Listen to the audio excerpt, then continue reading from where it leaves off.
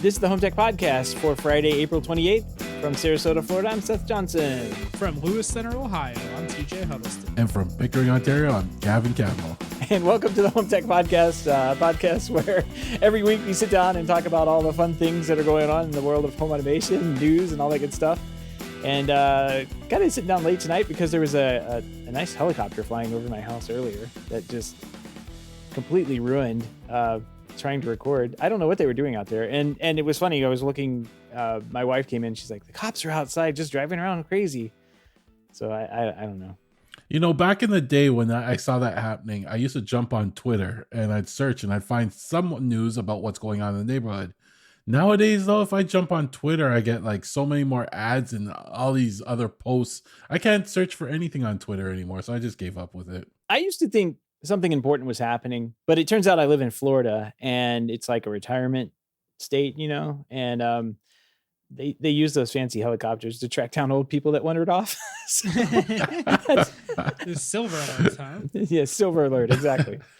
So that's pretty much probably what happened. Like you would think that like there's a major crime event or a giant wreck or the bank robbers are hiding out in the house. No, it's most likely that grandpa wandered off and they're trying to find him. I first thought of Clippy, you know, went on a killing spree or something like that. You know, that was the first thing on my mind. It's funny you say that because when I told you guys, you know, something's going on, I had just poked my head out the door and that helicopter is just hovering right there over my house. And Clippy was right there in the front yard, like going through. So I ran back out to take a picture of like that Clippy and then the helicopter hovering and watching. But he had already skirted around the side of the house, so it was too slow, I guess. Won't be long before Clippy is causing mayhem in the neighborhood. Yeah, I remember the first time my mom came to visit in Florida, and we were driving on the highway, and I saw one of those silver alert signs that flash up on the highway like several times a day, and I was like, oh no, they think you're missing. She hit me pretty hard, so that was worth it, you know. It's definitely worth it. Yeah, it's it's anytime you're on the highway now. I have not been on the highway at all and not seen that sign, silver alert. Okay, hold on a minute. I'm not from Florida. I've been there only a couple times, but is silver alert a real thing? Oh, 100% a real thing, and it's for missing old people. I learned something new today. There's the amber alert for the missing kids, but the old, you know, they have to have a different color, and of course they're going to pick silver. Yeah, it's for the old people. Wow. Okay, then I learned something new today. There's always a sign on the highway. Look for silver alert, Toyota Corolla. Here's the license plate tags. You know, it's like, okay, like I guess I'll look for that Toyota Corolla. Wow, there's a million of them out here. I wonder which one they are. Exactly. The one that's driving slow on the highway. All of them. Yeah, there's always like the quintessential like old people car too. It's like a Buick or Buick Encore or whatever they are, and it's like, well, that's like every old person. They're not really giving me anything here. Yeah. It's good luck. It's a needle in a haystack for you guys. It's not like a blue Corvette or something. You know, we just upset all our silver listeners right now, right? If you're a silver listener, that's all right. If you're, we got a new patron goal here for you. Hopefully none of those ones are missing. They could be old and not missing. What if they were just trying to escape? Could be. We keep finding them and bringing them back. It's like a tortoise when they're crossing the road. You're supposed to like carry them to the opposite side, but some people don't do that. So I did that with a snail. Oh man. Well, silver alerts aside, we sat down earlier this week to record the show, and there was no news at all. But luckily, a few new products have come out, and some news has hit the wire. I guess we can talk about this week. So, what do you say we jump into these HomeTech headlines? Let's do it. Let's do it. All right. First up, a new Zooz signal sensor, and this is kind of Gavin, you and I were talking about this before the show. This is one of those like problem solver type products. And I guess it's the Zooz 800 series Z-Wave long range DC signal sensor. And that is a mouthful of a product, but what it looks like they intend maybe you to do with this is to hook it up to like a smoke alarm. So, you know, or a CO detector, something that has like a DC output on it, and it'll sense that and then send you alert. Is that what they're trying to do here? Well, the device in general, it allows you to hook it up to something with some kind of trigger wire. Well, if something happens, it sends a little low voltage, and you can now act on that and tie it into your home setup, right? The example they gave here was basically a smoke alarm. So if you have the hardwired smoke alarms, they have that one trigger wire, that goes in between all of them. So if one gets triggered, they all get triggered. Well, you can tie this into that and it just monitors the voltage on that line. And when it gets triggered, then you can have it automate something like turn on an alarm or, whatever you want to do, right? So it's kind of, I consider this one of those innovative products, something different, and as a problem solver. So if you're looking to smartify your smoke detectors, this is a good way of doing it, getting that signal into your home assistant or your habitat, so you can act on it and you can do things like turn on the lights or unlock doors, make it easier to exit if the smoke alarm. And you can also wire it up so it monitors smoke and CO2, right? But that's just one example. There's other examples you can use out there. I was telling you earlier, something with the furnace and trigger. You could use it to trigger a fan when the furnace kicks in by monitoring the signal along a certain wire, right? That's a little more advanced because you'd have to know where to hook it up, but it could be used for something like that. So I think it's really cool. Something different. It's only $24 US. So that's priced well as well. Yeah. And I'm looking at it. So I was hoping that they would have the ability to, like, it's got a DC sensor on it, right, for that signal level that comes in. But it looks like this is actually it's a 100 to 240 volt power input to power it up. So it's not a low voltage device at all. You're going to have to, turn off the electrical hardwire this in, just like any light switch. Yeah. Interesting.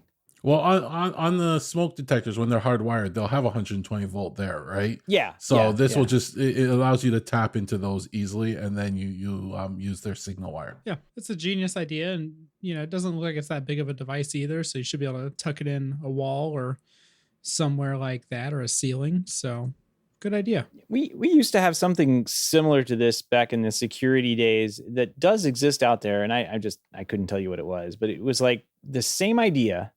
You'd hook this little device up at the end of the smoke detector run, and you'd have a low voltage security, like basically contact sensor on there. And if the smoke alarms are going off in the house, that could be your fire signal for your security system or whatever. It's one of those things that, like, you probably don't want to do because, like, the smoke alarms that go off in the house go off all the time and they're not very good.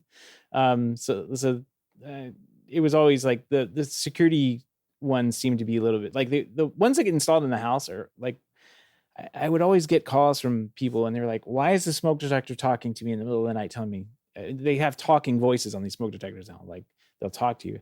Like, I don't know. We didn't install anything that talks to you. Like, why are you calling me? So, come to find out it's always the smoke detectors that the electrician put in, and they always go out and the batteries run down. You hear that beep, that chirpy beep in the background of people's homes and that kind of thing. I don't know. I really wish that you could do, I guess here in Florida, you have to have the hardwired 120 volt smoke detector. You can't just put in low voltage smoke detectors for whatever reason. So I wish we could do that here. That would be a nicer install for most people, because in the houses I all did, like, we'd put two smoke detectors in. One would be the high voltage for code, one would be for the low voltage for the alarm system. And yeah, it looks ugly. Yeah, So that's why I like those little firefighter devices that just listen for the signal. Yeah, because they're not installing another smoke detector for somebody to worry about, and it just listens for everything. So doesn't stop the talking smoke alarm problem, though. It does not. Only way you can do that is with a hammer. That's actually the solution what that one owner came up with. So yeah. Anyway, when in doubt, smash it with a hammer. Exactly. All right, moving on here. Smart home security company Ring has revamped its indoor camera to include a manual privacy cover that disables all audio and video recording. This is the first Ring home security camera to come with a physical shutter, I guess. It's a big giant door. It slides over the top of this thing. Previously, you had to use the app to turn off audio and video recording or unplug the camera like any normal person would who doesn't trust this stuff. Or purchase a $10 privacy kit that will, I didn't even know they had this, that will cover, but only disable the video, not the audio. The Ring indoor cam is available for pre-orders starting today for $59, shipping in May 24th, 2023. Kind of I've seen these before, so it's not a novel idea, but it's a smart idea from people who are concerned about security. If they want to have an indoor camera, they can have it, and they don't have to go through all these crazy things like unplugging them or running them all back to one location and flipping a switch, or integrating $59 cameras into a smart home system and using, $59 light switches to turn them off. Yeah, this has got, we've done some crazy things over the years, but it seems like a good idea. I think I would just get annoyed with manually having to do that like every day. I mean, because I guess if you're going to get this, wouldn't you be using it all the time, the privacy function? Maybe. Or maybe it would, I don't know. It just seems kind of weird. I would just use like a smart outlet and just be done with it myself. That's what we have with all of our cameras at the moment. What if you forget? Like, you're walked out the door and you put the camera close to the door so you can see who's coming in and out, but you forget to flip the shutter one day and you're at work and you're like, oh no, can't see. What? I can't see what's going on. I can't see the dog. I can't see the Amazon delivery guy. Oh no! It's the new. Did I leave the hair iron plugged in? The iron on, yeah. That type of thing, right? But I also feel like they only gave you they only solved half of the problem with this one. Like, we can't see you, but we can still hear you. Like, no, this shuts off both. This will disable. No, it says it didn't say just the audio was still there. Yeah, I think it was just the video. Yeah, just the video. No. It turns off. This product does audio and video. They have a $10 privacy kit for the other. Yeah, the previous one didn't. It's like an add-on. Okay. It basically has a toilet paper roll that you slide over the top. Just buy a $20 Matter smart plug and there's your problem solved. There you go. Just throw more Matter at it. Because we have ours set up on like a daily schedule. So like during the week, ours will automatically turn on when we're gone, and then they'll automatically turn off. And it's super easy. And if I forget, or the schedule isn't running for whatever day I want them on, I just manually turn them on. You got to trust the system, though. What if you don't trust the system? Trust the system. Well, then probably shouldn't have a Ring camera in your house either way. It's I trust my Z-Wave smart plugs way more than I do my internal cameras. So, and that's why I've never been a fan of like the software power off. Like, several of the cameras have an option in the UI to like turn them off, but like that just doesn't seem right to me. Like, I want to know that they don't have power and that they can't turn on without my approval. I think that's the best way to do it. I mean, because even like a Windows computer, I know Mac has kind of taken some steps to prevent this from happening, but Windows computers kind of like is notorious for people like hacking in and turning on the camera and not even turning on the little light. Like, they don't even let you do that. But there's like these I read this really disgusting article about people who like basically stalk their victims that way and do strange things to them and just freak them out. Like, they'll eject the CD tray on their computer or something like that. And it's pretty awful. I guess there's like an entire culture around this, I guess, of 15-year-old boys who get their kicks doing that. And I don't know. Like, incels. Yeah. Incels. Anyway, losers, I guess. It's what a just thing to do. But like, yeah, it's like those cameras can come on without the little light coming on, and you don't know that the camera's on. If you don't trust, I mean, you can't trust your computer that costs thousands of dollars. Like, why would you trust the $59 camera you just bought from Ring? So I get it. All right, well, moving on here, let's talk about things you can trust. Your cat. Wait a minute. So we all know that we can tag our phones, our wallets, our keys, our computers, earbuds, anything, our luggage with like tiles and air tags. Well, now Tile has come out with a new tracker for your cat. It's from Life 360. It's a version of the Tile sticker tracker, and it goes on your cat, and you can know exactly where your little fur baby is at any point in the day. This is adorable. Like, you can just sit this on there, and you can see that your cat is in your house and on the same couch that you left it 6 hours ago. Unless you have an outdoor cat. This is the most useless $40 you'll ever spend. Hey, no, it's not. No, it's not. If you have an outdoor cat, it will come in handy. Yeah, my cat has friends. She goes out during the day. We I come have home. more of a social life than I do. My cat was lazy. Well, or the chance that it like gets outside and you have to look for it forever. So been there, done that. She was terrified of outside. She went outside once, fell into the pool, and never went out again. Terrified. Now, this is a good idea, and I commonly see people using Apple AirTags for tracking pets. So I think it's a good idea for them to come out with specific products aimed at pets. And honestly, like I've seen, there's a lot of devices that are aimed at pets these days. You can get GPS and LTE collars and all that good stuff. I feel like a lot of that stuff isn't necessary. Maybe if you have like a hunting dog or you're taking your dog out all the time to like strange places, maybe like the LTE and GPS collar would be useful. But like in situations where, it's like a cat where maybe it's not going outside all the time, or maybe you don't need to know like its exact location. You just want to make sure it's, around the area or something like that. These things work great for that. Yeah. It says the battery in this thing will last 3 years, which is 29 cat years. So that's pretty good. That's pretty good. I swore sometimes I didn't see my cat for like 3 years. So it's that thing only came back when it really wanted something, Does that say something about you or the cat? I'm not really sure. I don't know. Where the dog you can let out and he's back before dinner time. He's like, he's feed me. So he's like, I know where to get my food. This cat's like, I know where to catch my food. I don't need you. Why is this limited to cats? I mean, I was just about to say that. Why is it not good for dogs too? Like, especially cat-sized dogs, like I was gonna say maybe it's just got a smaller collar, so it's more useful for cats. That cat looks bigger than the dog I have, so I mean, I'm pretty sure it would work on my dog.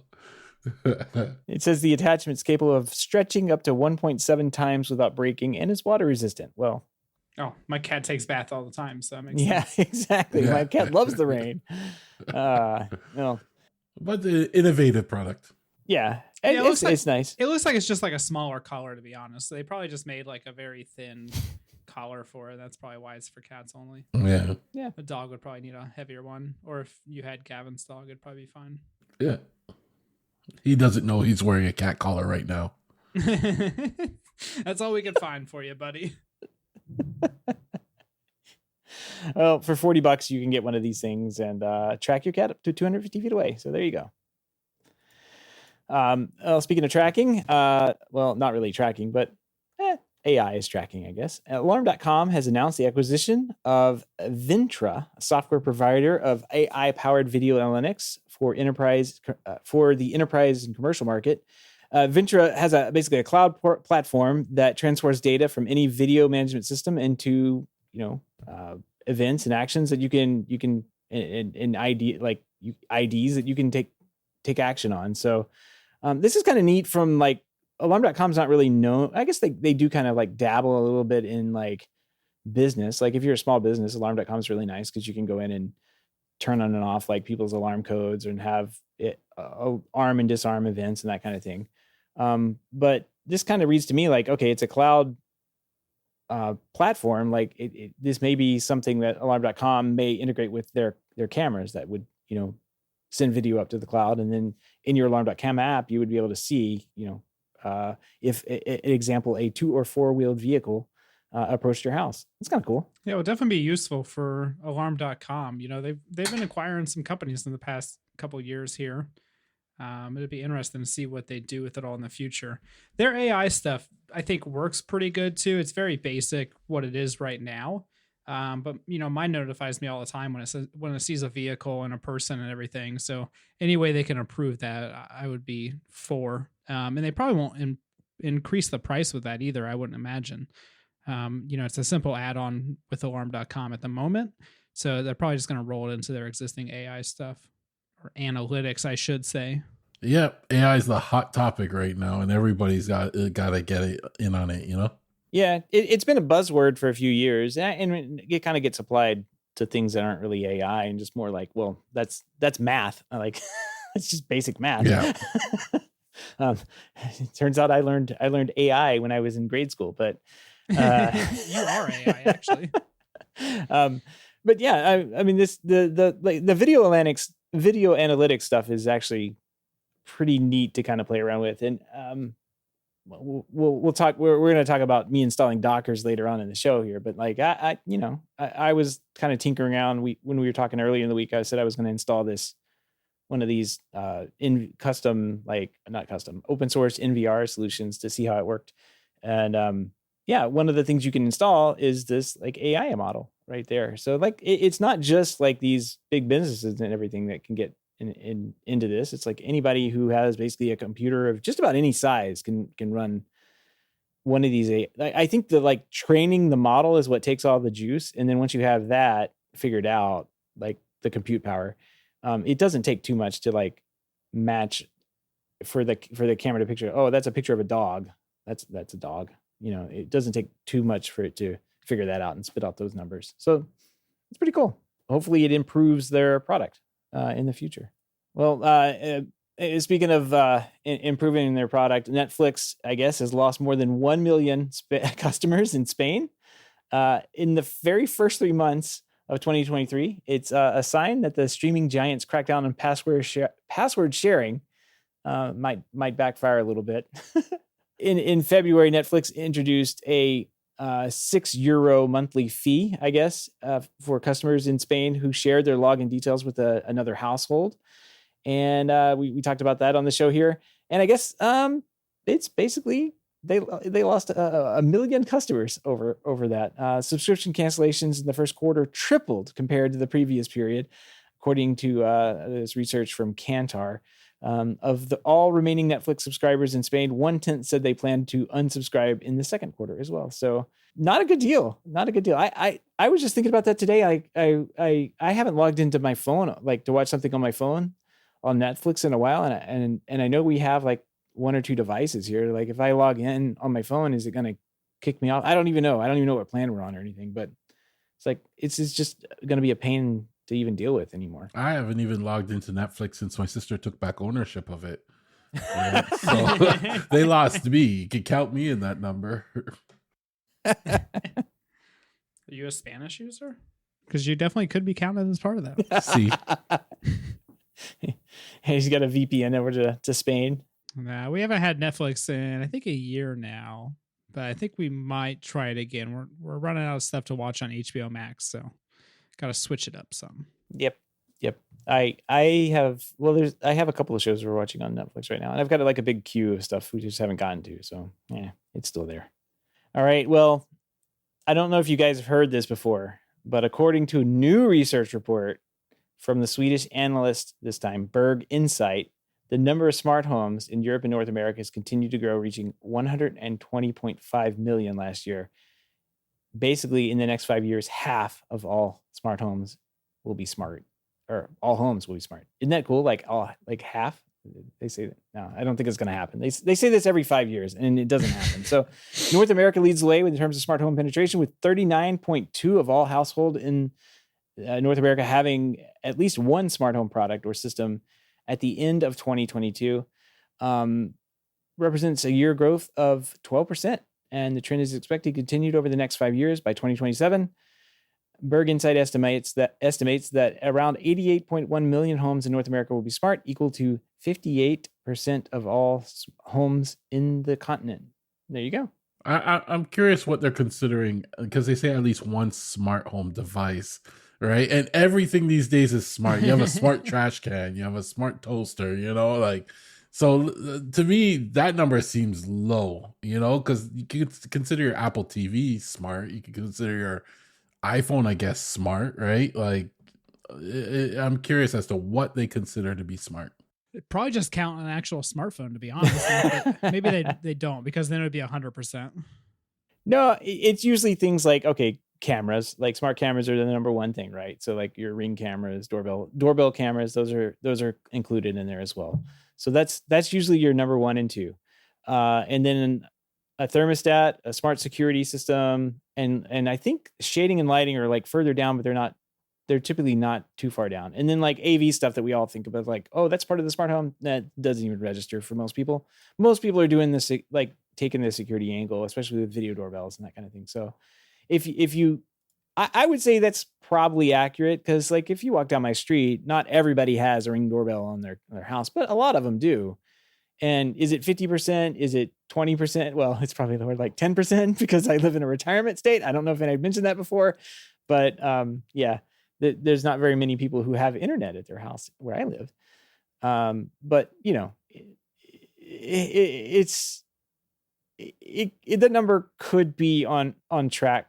It could be on track for what if you consider like every literal computer device to be like a smart home device. Yeah, exactly. Yeah, I feel like the title is a bit of a stretch compared to what the actual research is talking about, though. No, 58% is more than half.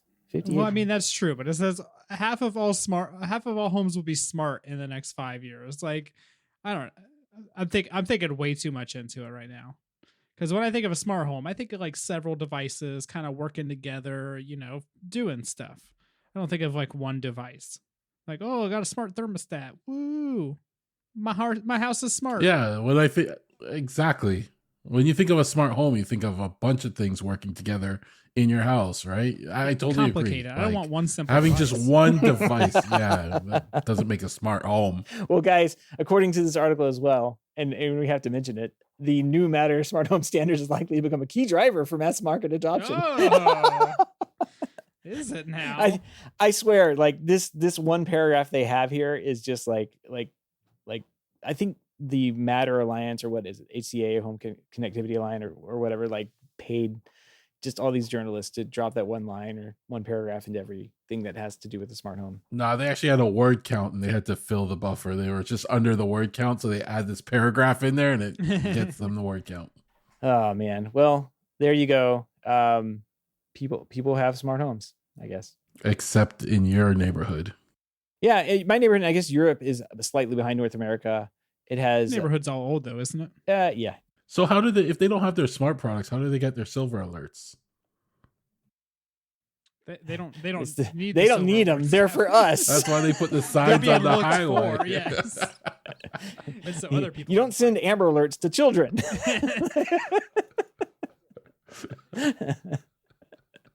All right, let's move on. We got a new segment this week. I'm going to put some fun music behind this. But who matters this week? Well, this week, Wiz smart bulbs are getting Matter.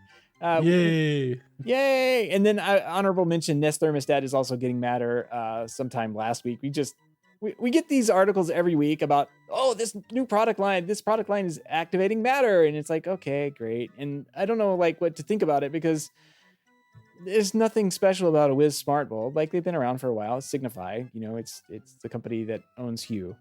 They've been around for a while. They got a lot of products. It's nice that they're doing it, and they said they were going to do it, but it's like, okay, like it's not really a story, but there you are. So we're going to have this Who Matters this week, a segment every week, because it seems like every week we have somebody to talk about. The sound for the background music should be like the traditional like clown music, you know, because I was definitely thinking of clown music when I was gonna do this, like the carnival thing, you know.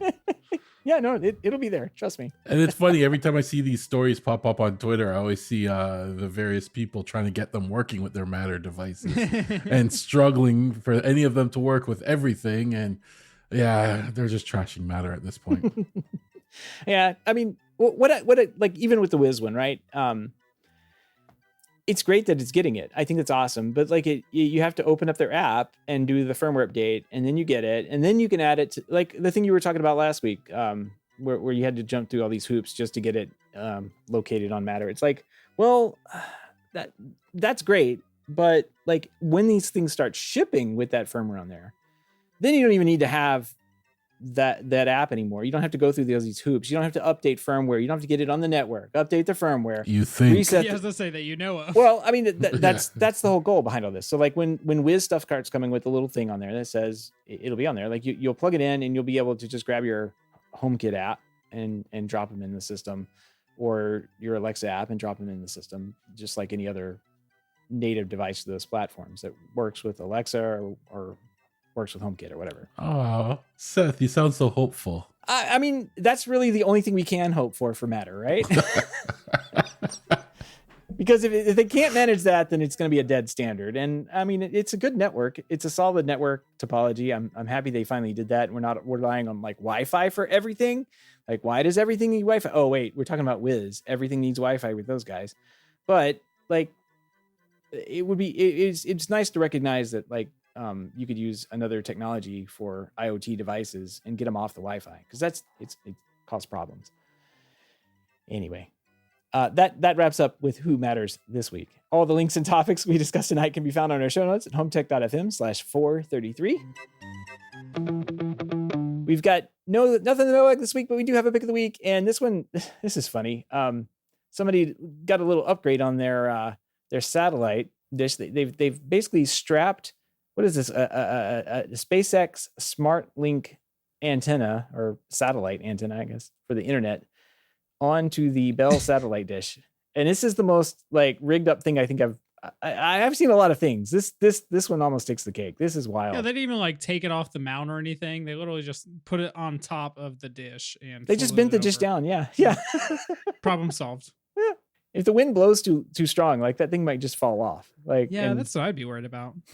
Oh, they use super glue. Oh, or Gorilla Glue. Problem Gorilla solved. Glue. Flex tape too. Holds it on there. Yeah, flex tape. Yep.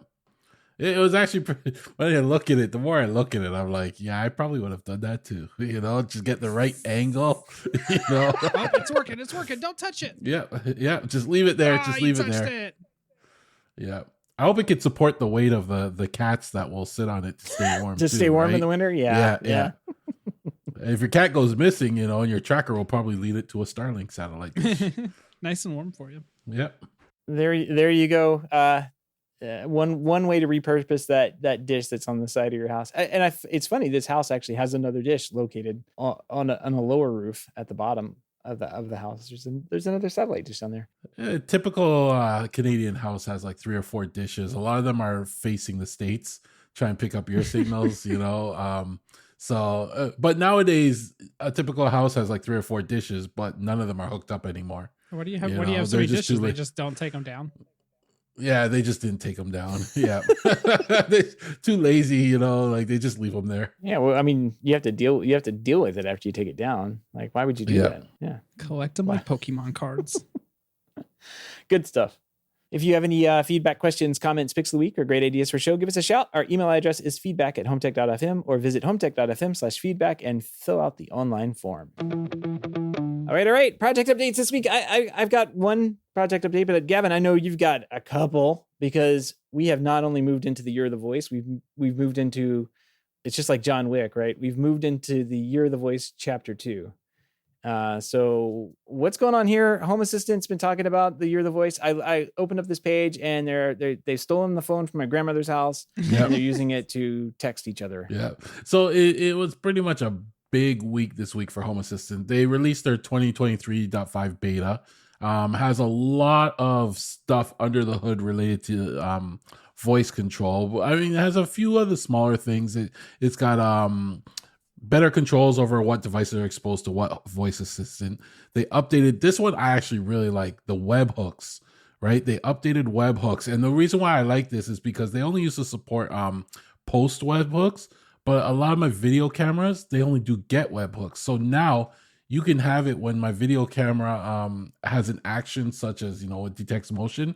It triggers the webhook using a get command, and right away, you know, I can action on it even when someone rings the doorbell. So it's something, it's under the hood, but honestly, like, it makes things so much better just that they implemented it. It was a lot harder than it sounds too. They added voice over IP integration. I'll get into that in a bit. Roborock integration and a bunch of breaking changes. You know, it's beta right now. Yeah, it's always breaking changes. Beta right now is going to be released next week. Now we get into the Year of the Voice. They had the presentation on Thursday. It was impressive. They were basically showing the next step in the chain. So, you know, like they're going piece by piece. Like almost every time they do this, they show like you have to convert text to speech or speech to text, and then into an intent, and then transferring it to Home Assistant. Like they're breaking it down piece by piece. And it's interesting to see how they're working towards the final goal, right? And this time they have, it's all the speech to text and the text to speech that they were showing off. And they showed off new integrations that they created just to do this. One called Whisper and one called Piper. Piper they actually developed themselves because they didn't have something out there they could use. And that's their text to speech. Whisper is, and if HBO does not sue them for copyright infringement for a fake company logo. And Whisper is their speech to text, right? And that was really cool because it supports like 130 languages. It's already in the next beta release, so we're gonna get to play with it. They were showing off demos, and the speed was incredible. Like when they sent the command, it was incredible. Yes, it does have it has cloud dependency, but they're also offering options that will have local processing. So, and they also have integration with ChatGPT and stuff like that. Now, the one thing that was really cool is they showed off the voice over IP thing. So taking a traditional landline phone, a rotary phone, whatever, a little device. Grandma's phone, yeah. Yep, exactly. Your grandmother's phone. You hook it up to a little device, it converts it to IP, and then you could basically just pick up your phone and talk to your home assistant. You could tell it to turn on the lights, you could tell it to do whatever, and it talks back to you. And you can, with the Chat GPT integration, they actually showed it where, their kids or whoever was having a conversation with it, and it was pretending to be Mario. You have to actually see the video because it's actually kind of funny, right? But it was having a full conversation with them on their phone, So, if you have a old grandmother out there, you can hook this up in her house and keep her busy all day long. If she needs somebody to talk to, she'll talk to her home assistant. It was pretty impressive. And the one thing, they actually touched upon the wake word. They haven't gotten to that yet because it's harder than it sounds, right? But it is something they're working on tackling, and they still have to figure out how they're going to do wake words. And that's also tied into when it comes to hardware, I guess. So they're working towards that. I guess that's the next step in the chain. But everything they demonstrated, I highly recommend going to, if you're interested, go to the YouTube video, their YouTube channel, Home Assistant, and just watch the video. The demos were pretty cool to see. And it's always good to see them, breaking this down and building it out. And it's fun watch. Yeah, the little screen they have, their little RGB screen is actually kind of cool. I'm not sure what that is. I have something very similar to that, but it's not. Maybe that's what it is. I don't know. I'm gonna figure out what that is because I like it. But this video is very short. It's not like 10 minutes long or an hour and a half like their other videos were. Like you can play this and it's pretty much over after he picks up the phone, says something into it, and then it converts that to text and puts it on the little screen that they have there. So it's really cool. That's just the demo video, but the whole event was about an hour and a half, I think. But they went through a lot of stuff, and a lot of it's very technical. But and by the time it gets released, it's not as bad, look as bad. It's very intimidating, but it's very cool. And I can't wait till they get to the hardware aspect of it, because they're going to have to address that at some point. Right. What's going to work best with it. They're going to be working, it looks like ESP Home. They actually showed off a little device with a mic and a speaker in it, and they flashed it with ESP Home and used that as their device.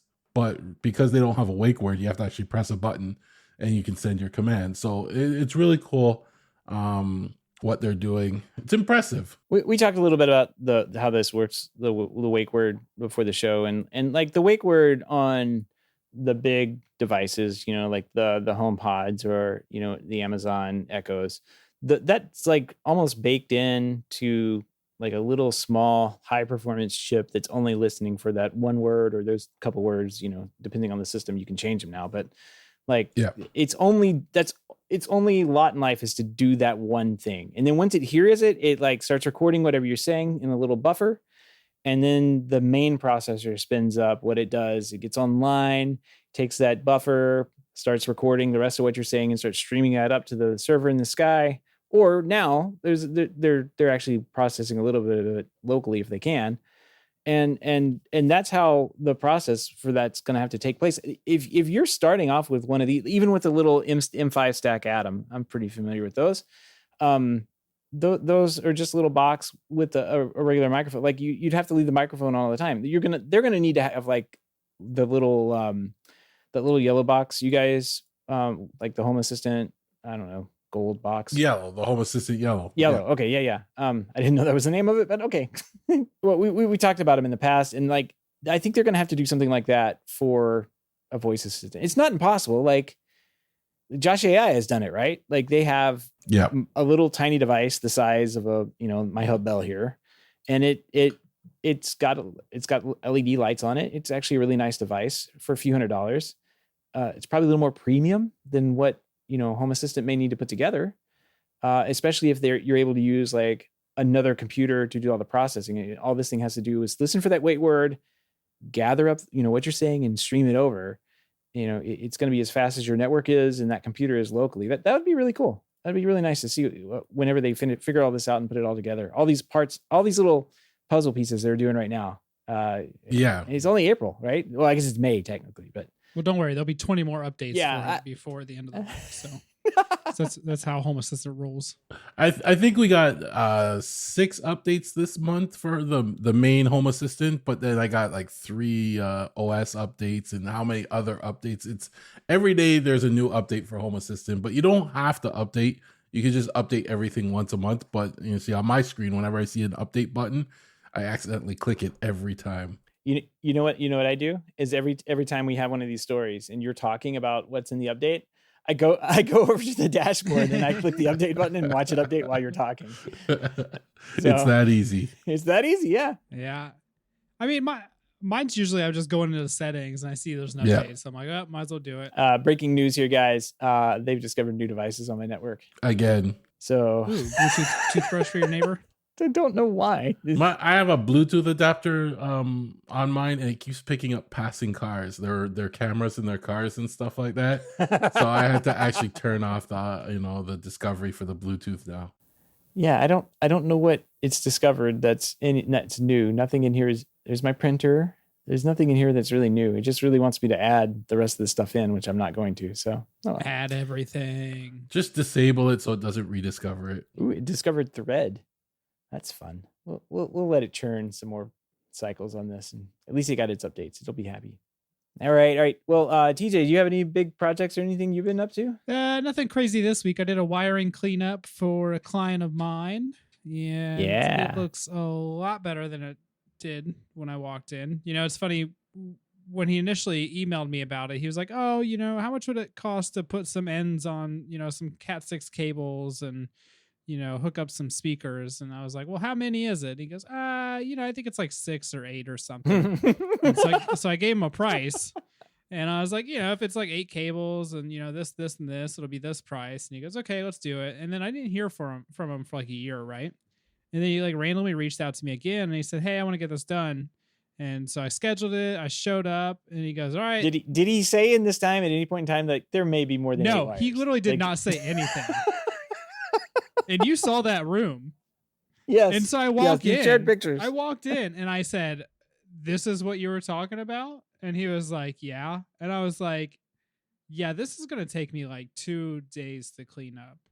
And he was like, no, really? Like 2 days for real? And I was like, oh, 100%. Like, there's like, I was expecting to be here for like 2 hours or something. Like, this is, you need to schedule 2 days.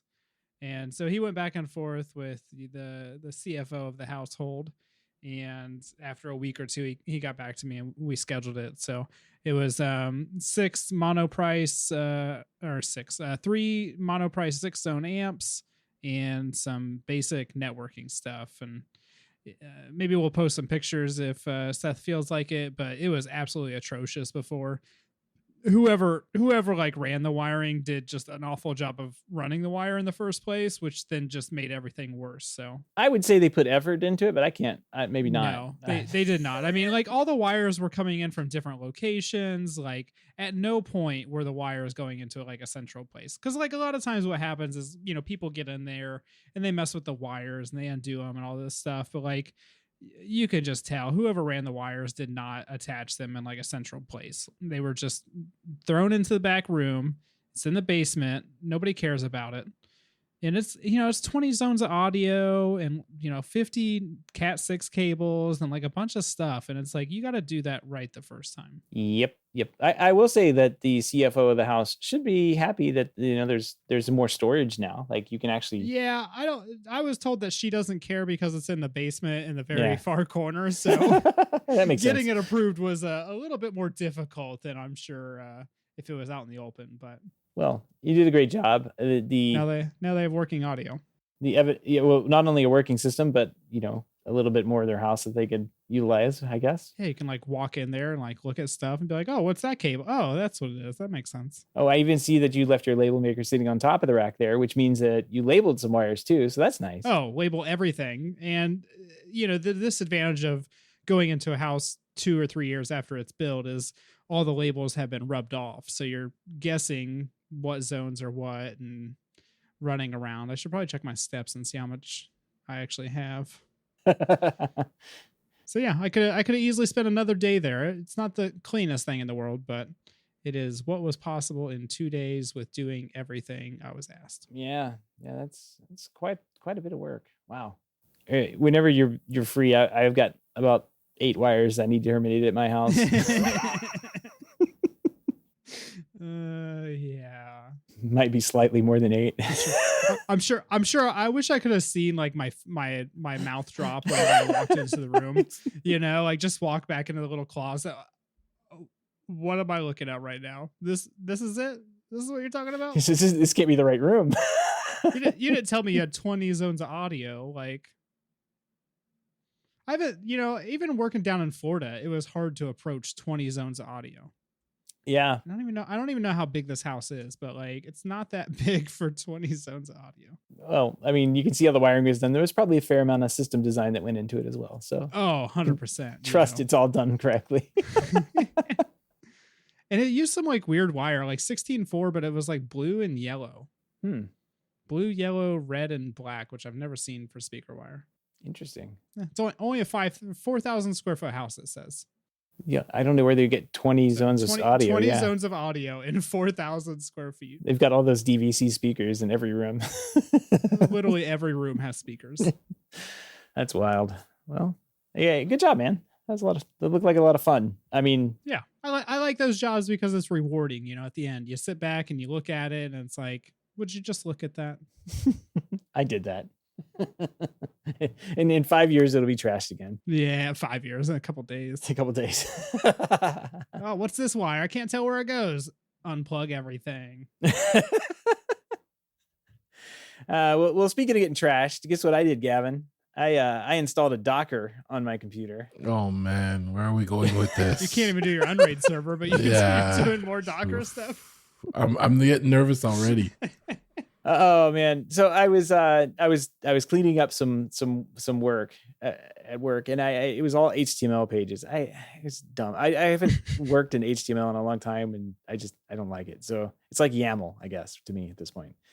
And I got the code all properly aligned, and I was like, all right. I noticed one of the words I had was misspelled. I'm like, okay, doesn't VS Code have a spell check built into it? And it used to, I guess, but I don't know what happened. So I looked up for an extension, and there was one in there for language tool. I started reading on it, and I was like, okay, this looks pretty cool. This kind of look what I want, and it's free. It's kind of like open source, and you can download all the stuff and make it happen. They had a Docker install. I'm like, oh, this is like ticking all the boxes, right?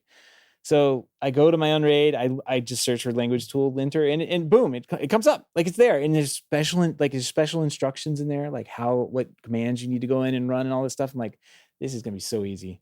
I get it up and going, and everything's running. It looks like it's running right. I'm looking at the logs. Nothing's happening. It's not working. It's not talking. My computer's not talking to my other computer. How, I can ping it. I'm going to the command line. I'm doing all of the command tests that they tell you to do to try and test the thing to see if it works. Nothing's working. I'm like, what's going on? Gavin, I don't know if you can see. Let me just paste this into the Slack channel that we have here.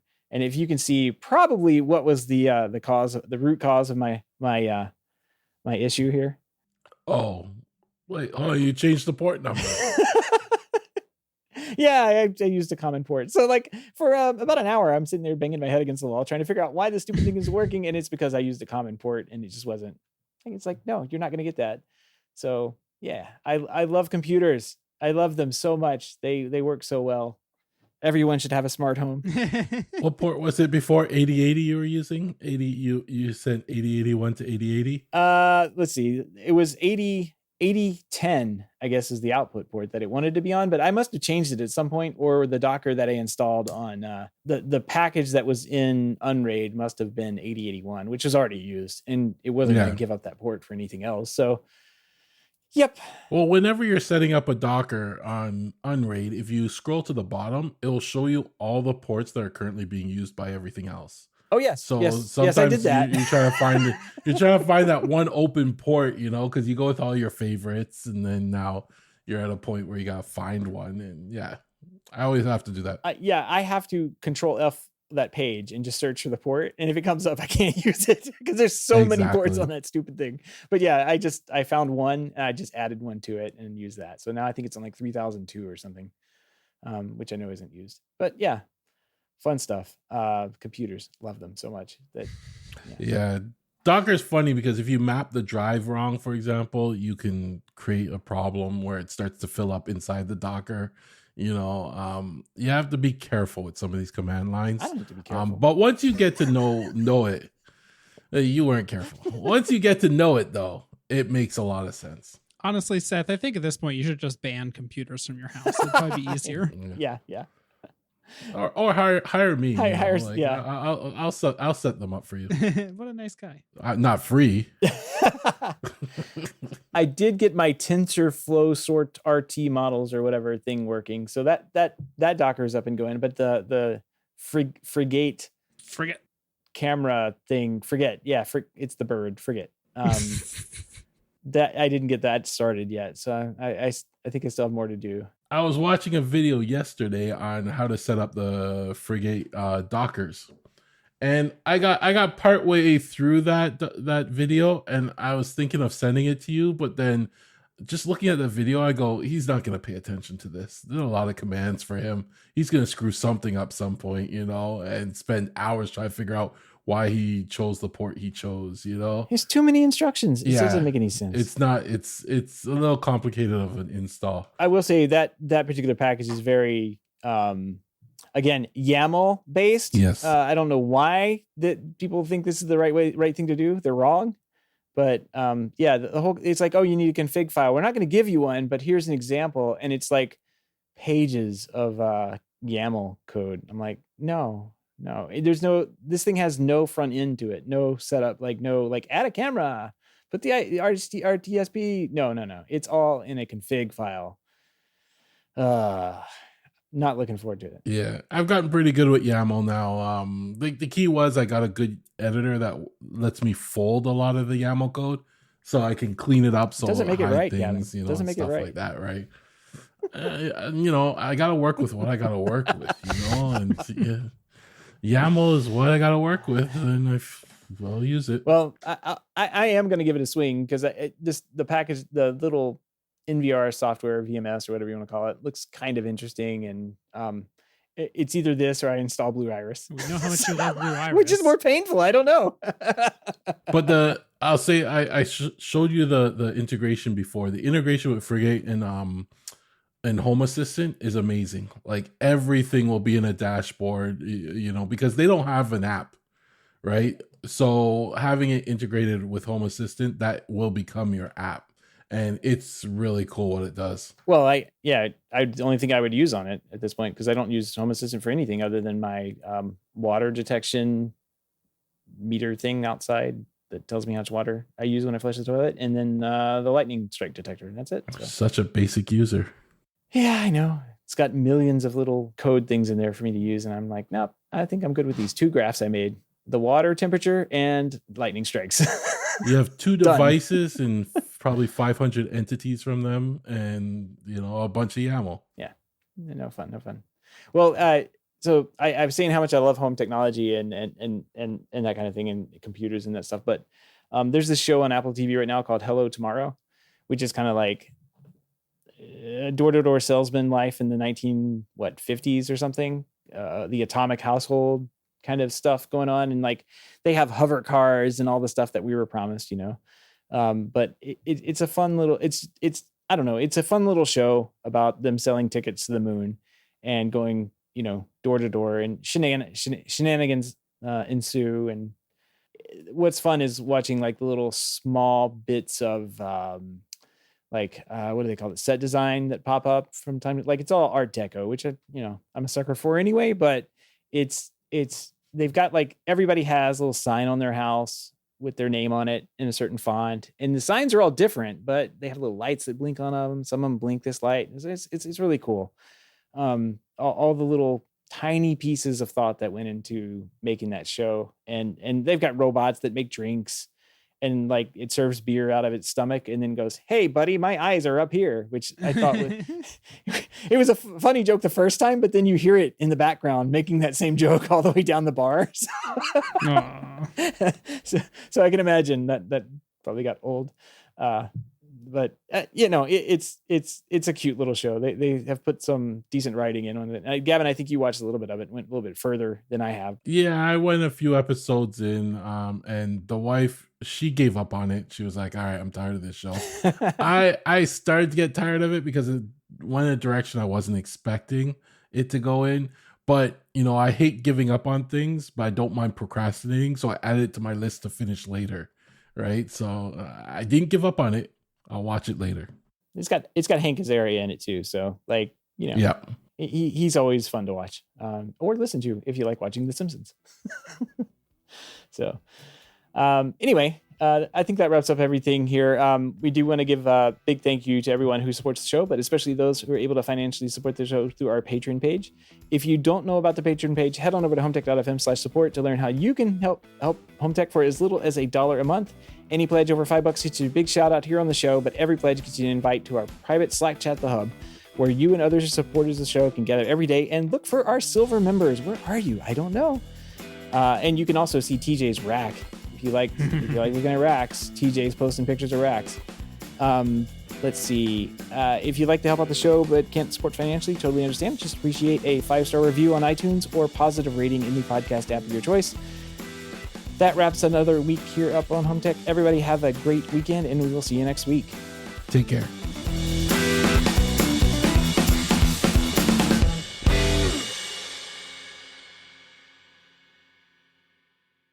I think he's muted. He's muted Nope. again. No, I didn't feel like saying anything that time.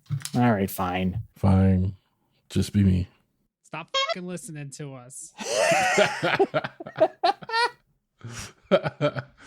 It's the end. What are you still here for? It's the end of the month. Make sure your credit card for Patreon's up to date. Did I hit record? Oh, yeah, I did.